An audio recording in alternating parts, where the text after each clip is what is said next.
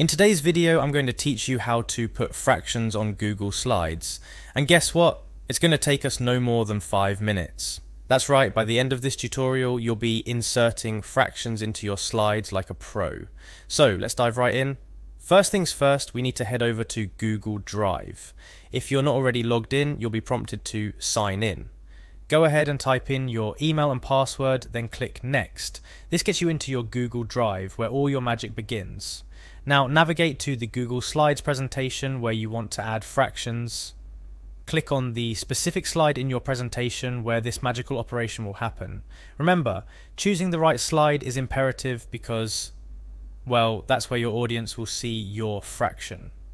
Once you've selected your slide, it's time to determine where exactly you want your fraction to go.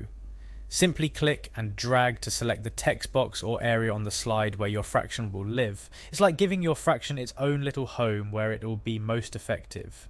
With your area or text selected, it's time to bring up some additional options. Navigate to the top menu and click on Insert. This is essentially us telling Google Slides, hey, I want to add something special here. Following that, you're going to click on Special Characters. Now this is where Google Slides hides all the fun stuff, including not just fractions, but all sorts of symbols that can elevate your presentation. In the Special Characters window, you'll see a search bar.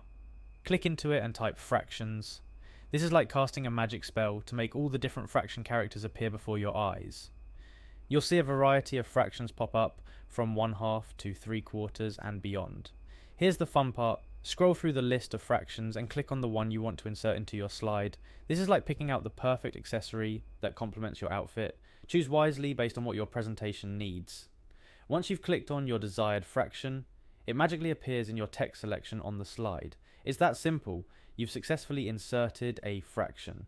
Finally, to wrap things up, click on Close on the Special Characters window.